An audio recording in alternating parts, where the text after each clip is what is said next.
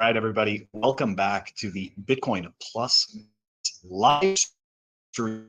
Me now, right? We said that we would have this guest before, and now he is officially joining us. We've got Carlino. Thank you very much. Just met you yesterday.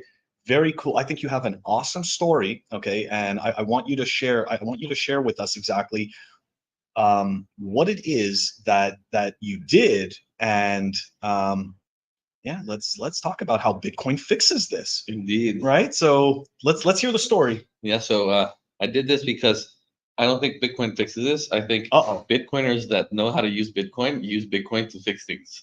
Okay, I like that. I like that. So let's talk about it here. There were Guatemalan elections, right? That this is what I understood from the story. And so how exactly was Bitcoin used to help keep those elections honest? I'll say. How about I use that wording?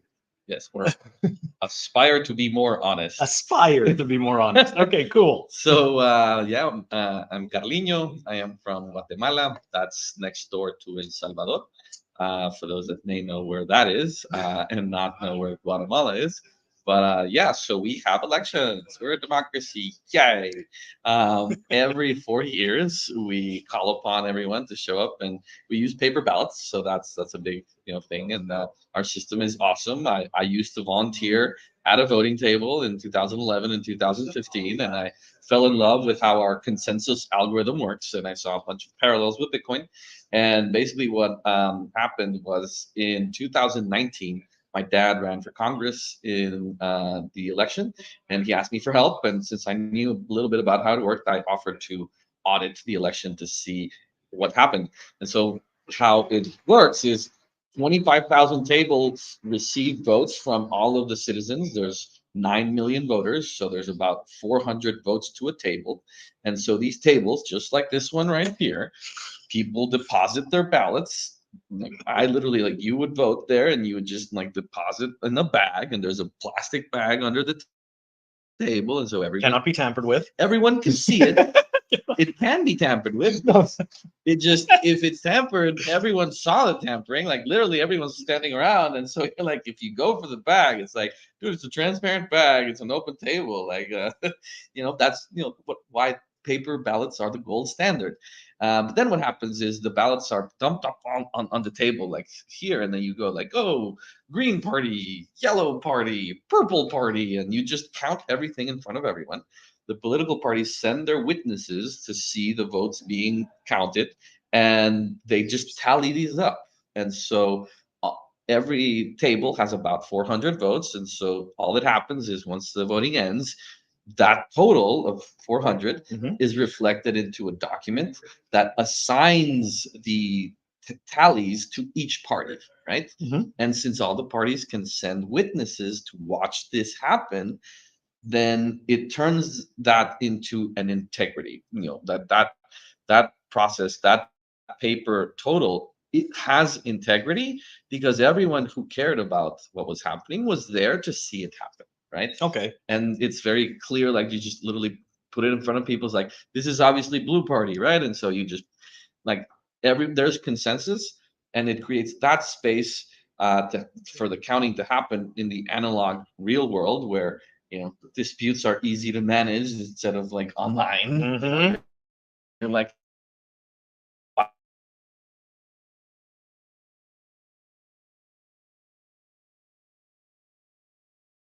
Sorry, guys, we lost.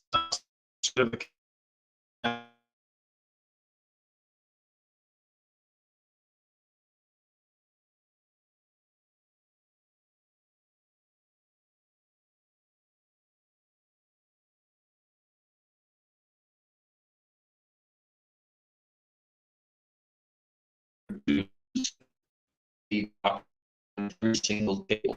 So we have 25,000 tables, and we do about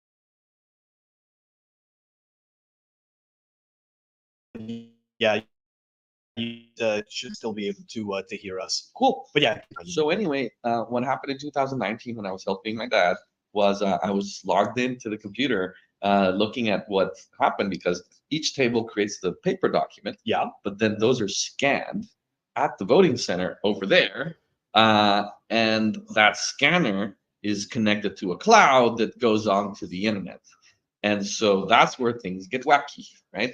Where the analog turns into digital and then gets published to the internet, that's where anything goes. Ah, okay. It would be much easier to change documents that are JPEGs on a database than it is to attack 25,000, tables that are overseen by hundreds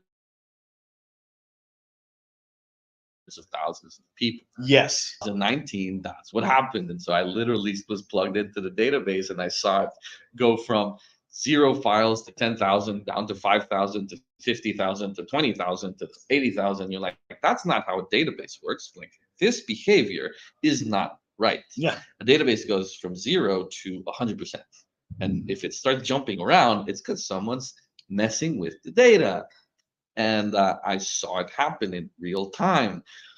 Problem was I wasn't ready to, catch it. Right? It's a different thing to watch a crime happen Yes. than to, take pictures of it as it's happening so that you can later present documenting, evidence. So I could give you my eyewitness testimony. I couldn't give you the actual proof. Okay, And gotcha. so I saw election fraud happening in Guatemala in 2019, and I later tried to prove it, and I built a bunch of stuff in code with some friends. We released it as open source at the time, got thousands of people to volunteer and help us out, but we failed for many reasons. And so, I was very upset in 2019 about all this. But the cool thing about elections is you just lower your time preference, and they happen again, right? And so, and again and again. and again and again. And so my the main problem I had to solve for was, how do you keep documents from changing? Oh. When you send a document, like if you're expecting 100,000 documents to be published on a website, and you know that the easiest way to hack the election is to change those documents, for example, using AI to alter the data and create fake documents super fast so that people don't even notice. How do you prevent that? And in searching for solutions to that problem in 2019, a friend of mine told me about open timestamps. Oh, Peter Todd's project. Peter Todd's project. All right. So for those Very cool. that are listening who don't know about this, I highly encourage you to visit opentimestamps.org or follow them on Twitter. They're at Open Timestamps. And Open Timestamps was developed by Peter Todd in, I think, 2017. It is, I like to call it the compromise that happened between the money maximalists and the data storage people on Bitcoin, and their argument from 2017.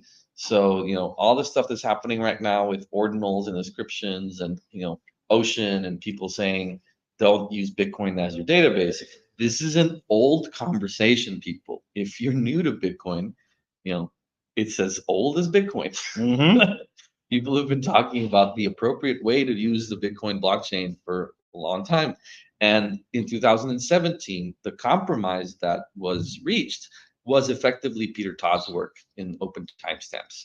And what open timestamps does is you can send one transaction on one block containing a hash on the op return space of the transaction. And that hash can then essentially be the product of a lot of other hashing that happens off chain. And so, literally, what we did in 2019 was grab 100,000 documents, put them inside an open timestamps engine. And so, what that did was create a single hash for each individual 100,000 documents. And then you hash each individual hash onto an appended hash. So you create something like, 200,000 hashes or something. And that final hash, the last one on the very, very long Merkle tree, that's the only hash that you add to Bitcoin. So as long as you keep your proof, Because that is the proof of all of those. that's the final proof. Yes. Okay. Gotcha. And so opentimestamps.org, you can do this with any file. Let's pretend like you signed a lease, right? You're renting a place and you sign a lease with your landlord, and you don't want your landlord to change the document to say that now you owe, instead of 10,000, instead of $1,000 a month, the landlord wants to say that his picture of the contract says you owe $10,000 a month. Who's right? Who's wrong? Right? The easiest thing to prove that your landlord is changing your contract is to take a picture of the contract that you sign and just hash it to Bitcoin using opentimestamps.org. It's literally free. You just go in, you click a button, you add whatever file you want to timestamp to Bitcoin, and OpenTimestamps gives you another file called an OTS file, or an Open Timestamps file. And so as long as you keep your file and the proof, the OTS file that contains all of the hashing that went to Bitcoin, Yeah. you can keep that offline, not on Bitcoin, in your private computer. And if you ever need it 10, 20, 50, 100, 1,000 years from now, as long as Bitcoin exists, you can prove that that file that you've kept offline is the exact same file that's on Bitcoin, using awesome cryptography in that. And so this basically means that the argument between the people that want to, add data to Bitcoin, and the argument that people that only want to use Bitcoin for money has reached a compromise where the one thing that isn't controversial is open timestamps. Yeah. Like, no one hates open timestamps. Everyone loves open timestamps. Anyone, the ability to prove that any amount of digital data hasn't changed. Mm-hmm. What you've done, and what open timestamps has done, is borrow Bitcoin's immutability properties to anyone that wants to timestamp information. And they don't need a token, They don't right? need They a don't need token. that. There's no shitcoin. No There's no shit. stupid peg. There's no garbage like this, and there's no bloat added to the Bitcoin blockchain. There's Oh, one transaction. In One transaction. out of how many in the Okay, so minimal bloat. Yeah, it's the most minimized bloat that you can, and within that one transaction, you could hypothetically add the entirety of human digital information into one final hash. Very nice. And just keep the proof off chain. And so I realized, hey, this would be super useful for this problem that I have with files that keep changing, and like I can't trust anything. I can't trust that the authorities won't make reality to suit them. If you believe that the state should not have the power to be able to change reality to suit its whims, then open timestamps is your friend and Bitcoin is your best friend, right? And so basically, what we did is build a tool that was able to take the open timestamp protocol and turn it into an industrial, like large scale thing. And it's called Simple Proof. So I invite folks to go and see simpleproof.com. It's a startup in Guatemala. We're trying to take open timestamps to bigger stages. And our first exercise was last year in Guatemala, where we were able to convince the team at Simple Proof was able to convince the Guatemalan elections authorities to use this tool with the election documents. And so what happened was, on June 25th, 2023, 125,000 JPEGs of tables all over Guatemala. And in real time, those JPEGs were hashed and timestamped to Bitcoin using open timestamps. And so we were able to provide the Guatemalan people proof and cryptographic, data and math that allowed them to prove that the documents hadn't changed. Very nice. And so if someone had been planning on changing the documents, then they couldn't. And that's extremely valuable for elections because it doesn't make it impossible to hack. It means that you've eliminated about 90% of the attack surface and reduced the possibility of attack to just election night.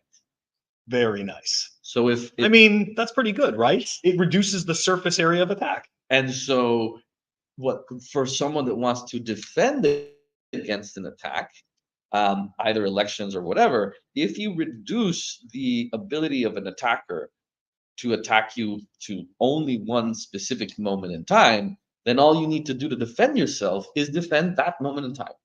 Be ready for that one moment in time where someone might attack you, which on election night, it's literally election night. And so that's when the most eyes are there anyways. It, you know what I mean? Like that's probably even like the hardest time to do it anyways. It ups the requirement of the attacker to a point where it's not worth it. You know, I think in the case of Guatemala, it would have meant that whoever attacked the voting system, in order to pull it off, would have had to have enormous amounts of like quantum computers and like predictive abilities that just no one has. And so it doesn't make it impossible. It just makes it so hard that your average attacker won't be able to do it, right? Should we try to fix the I don't want you to No, it's fine. It's fine. It's just unfortunately we're having some connectivity issues right now, but I mean in terms of the actual conversation, all of that is going through. Yeah, I do apologize. No worries. But so I was, criticized, of course, because the critics are always out there, and God bless them, because without them, where would we be? And so the main criticism against what I did was all you are doing is whitewashing the election fraud that happened. So they claim that the election fraud happened, and they're saying what we did just masked that fraud and gave the election authorities the ability to say, oh, look at how safe our system is because, blockchain. And so my counter argument to them is you're incorrect, because if someone managed to attack the system and create fake documents, and get them into the database, then the only thing that actually happened was that they committed a crime, and now there's proof of that crime that the criminal cannot change. And so all anyone would need to do to prove that the crime was committed was go out and talk to the people at the voting tables and get the paper. And then you just have the proof. And so instead of arguing about elections and having an opinion about there being election fraud, you now have proof. And I think proof is better than opinion. And so definitely. And especially if it's proof on Bitcoin, because then it's not trust my database, trust simple proof. Don't trust me. Don't trust what we built. Trust the math and the open source software. Run it yourself and do the work.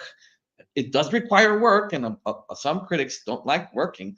But those that do can then do the math, and that's what we did, which is this book here. Very nice. This is the audit of the Guatemalan national elections. I'll put the mic so people can hear me turn the pages. There are 270 pages here where we analyzed the election system of Guatemala from 2015, 2019, and 2023. And it's all here. And so anyone that wants to learn actually what happened, they just, get a free download of this PDF and find out. And so this is the first time in history that a country has protected its voting system using Bitcoin. Man, that is absolutely amazing. I really appreciate you explaining this story in such detail. And see, we actually have a situation here where we can see that Bitcoin really does fix this, and it doesn't, right? We don't need to create a shitcoin. Anyways, guys, we are gonna actually end this stream for the minute. For the people who want, you can go back to the conference. There is a talk going on right now. Carlino, thank you so much for joining me. And I'll just, but we created a 16-minute documentary. Tell us about it. Called Immutable Democracy. So you can Google Immutable Democracy and find a 16-minute documentary on YouTube. It's free, 16, so less than 20 minutes. And you can also find it at film.simpleproof.com. Absolutely awesome, Carlino. Thank you so much for joining us here. Right on. And looking forward to speaking to you again. The idea would be to take this up to the States. If we did in Guatemala, there's no reason why you can't demand that it happen here. So that's right. if you're interested. Let's fix elections.